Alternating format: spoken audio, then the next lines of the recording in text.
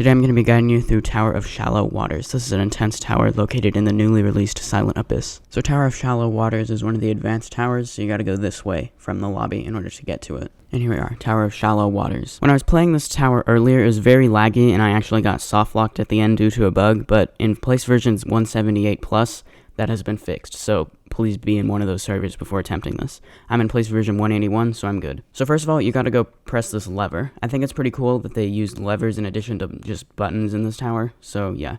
And you can see I'm moving the camera around, like, to see if it's lagging, and it's not, so that's good. Notice that that's a moving part, and this is also kind of a long jump onto that ladder. Do that carefully. This is also a long jump. Do that carefully and, like, face forward into the platform so you can go into climbing animation. Then you get teleported back to the start, and you need to go this way. You want to jump to that wedge, and then onto the spinner, and then walk around to this side a little bit. Then you can jump onto that platform, and then jump towards the chest. You may or may not go into climbing animation. At this point, as I was recording, it was only 2 people in the server, so this person said hi. So I said hello. Anyway, that's pretty easy to do. You need to go sort of underneath that cylinder thing. Then you need to jump to the spinner, and then go on top of it like that. Be careful not to fall off of there. Then go across this X pusher, and then jump towards the ladder. Then you got another spinner jump like that, so just go on top of it. Then you need to go this way, so make sure you sort of wrap around that spinner, and then this conveyor does not go very fast at all. You kind of just treat it as a normal platform. Then time your jump onto that moving part, and then probably let it go down again so that you can make the jump onto the truss more consistently. Then you hit the lever, and then it'll open that gate thing. I'd recommend looking over there, because it looks cool. Then you need to go back down here and go on these newly activated light blue platforms. Then on this conveyor, if you just walk against it, you'll be fine, and you want to go onto the truss. Then you go this way, and that's a falling part, by the way. There are a few more, and they all look like that in the tower. Now be careful not to get knocked off the platform by that spinner. The sign says that you don't collide with unlit parts. So parts within this outlined box, they only can collide true while they're, like, lit up by that light. Just be careful not to go too fast and you'll be good. And then be careful not to walk off the platform when you get teleported. Here the sign says time the fall with the spinner. So you need to do that, basically, and it'll activate the spinners, and then you can jump up here. You can land back on the platform with the sign if you want to recenter yourself before doing the jump to the wedge. This spinner is pretty easy. You need to just not get knocked off by the other spinners going the other way. Then that's easy enough, and then you get to this part. Press buttons to power up the lift as it goes up. The lift falls if you aren't fast enough. Re-enter the building to reset. I don't know what it means by if you're not fast enough. From what I found, there's no time limit, but okay. As you just saw, I went to that lever, and then you need to go this way and press the button. Then you have this outside section kind of thing. If you fall, then you gotta re-enter the building, and it'll reset the buttons you're pressing. Be careful of this moving part.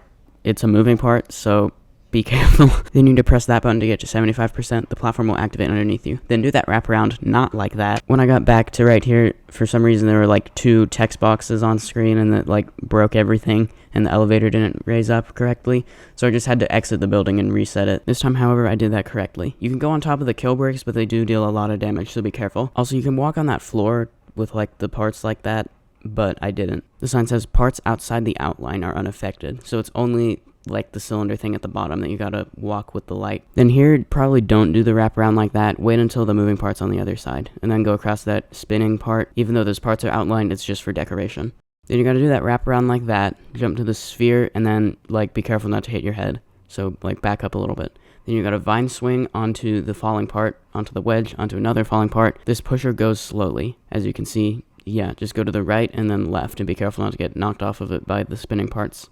Then here, don't jump right there. I mean, it's probably okay if you do, but I didn't, so okay. Now go to the left as you jump off the spinner like that, and do this wraparound, and then we have this thing. Make sure at least part of the push box is touching the light. Tap the lamp to start. The lamp is that, like, semi-transparent push box that you can actually move. So it's pretty easy. There's no punishment if you mess this up. Once the push box presses the button, it'll activate some platforms, and you need to go this way. This time, off the spinner, you want to jump to the right, as that arrow indicates. This jump I recommend doing in first person. You can see I jumped like once or twice before actually doing the jump to make sure I could jump and not hit my head. And then this is a teleporter. Right here, I actually did the jump on the right side of the wrap. I'd recommend you do the other side because of the way the spinner moves, but I guess either works, as I just proved. In previous runs, I went on the left, and then also do that one on the left side too. Then be careful. You would need to only land on the non-outline part right there, and then you need to wait for the light. And then this might look kind of scary, but it's not really. It's pretty easy. Just don't go too slow because of the moving parts. And then you ride this elevator up to a safety net, where all you have to do is press the lever, and then you're no longer over a safety net. In previous runs, I somehow failed this moving part jump. But when you jump off of it to do that sort of wraparound,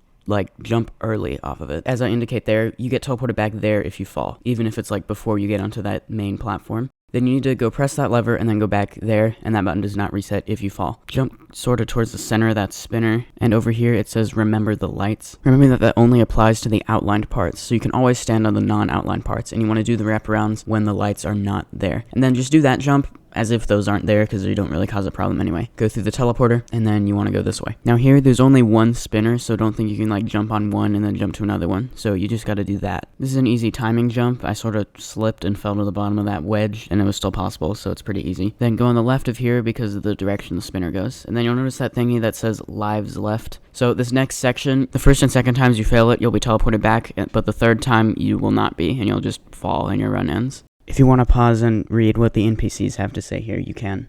Alright, so first you got to do the spinner jump where you just time it. It's pretty easy. And then you have another slightly more difficult spinner jump. So jump across two like that and then land on the platform. And make sure you go to the top of the wedge on that one. Then jump back on the spinner and go that way. And then for this, make sure you time that correctly. And this I recommend doing as a walk around when it's like spinned into a position that you can jump to it from. Now here, I think you can go through the gap right there, but I preferred to go to the side here. Then this wraparound can be a little bit scary, but it's not too bad. On this head hitter, you gotta be careful of one, that you don't hit your head, even though it's called a head hitter, and two, that you don't go into climbing animation and this happens to you. This was a lot more annoying when it was really laggy, but you basically just do that. And then the second jump is easier because it's like already moving. If you're wondering what the NPC down there says, it's this. You can talk to him from a different angle without falling. Alright, so I did not look ahead on that jump, but luckily it was okay. But what you should do is jump right after it appears on the side that you're jumping from, which I was a little bit too early. You can pause and read what this NPC has to say if you want to. Now here you gotta time the jump with the moving part, wait for it to do that, and then just do those two jumps. And this jump is a little scary. Just go into climbing animation, make sure you don't keep holding forward for too long and walk off the platform.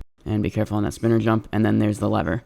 Now make sure you jump off of this platform or else this is going to happen. Luckily that was okay. Actually that was completely intentional because that's a faster way to get back to there. There is an X pusher, that's the intended path, and then you go inside here. That's what opened now that you press the lever. You can pause and read what this says if you want to. At this point you've pretty much won the tower. Everything from here to the end is safety netted. So you need to go over here. If you fall, it's like kill bricks and you need to go back to the start quickly, but they don't deal that much damage. Oh look, I'm demonstrating that.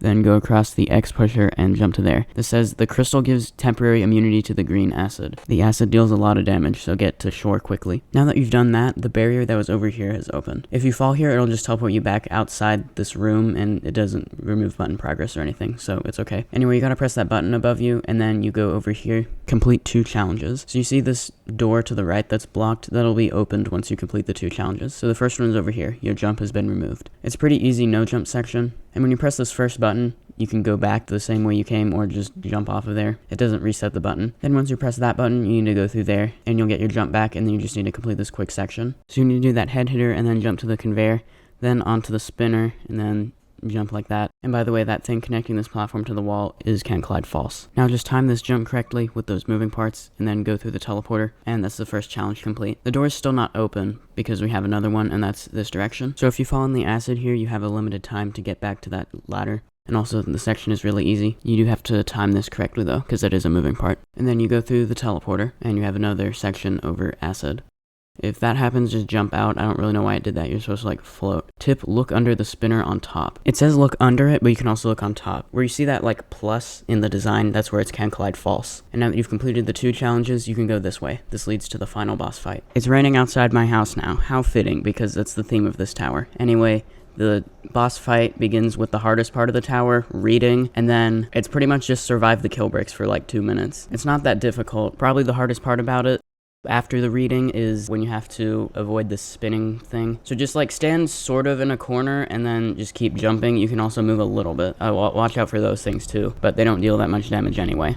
Like, see, I actually healed up to full before the next one anyway. Oh look, more reading. Alright, so it was right here where I got soft locked before they fixed it. When this happened, it just like kept doing this with the spinning kill brick, and he didn't do that, so it just got stuck, so I just gave up and reset. Okay, it's right here where things get a little more chaotic, but just don't panic and you'll be fine. Most of the kill bricks go away by the time you would probably lose all your health anyway, so as long as you have at least like 80 before that begins, you'll be fine. And then that's the end of the boss fight. This button will appear. I pressed it. It says a button. No. Could it be? It can't be.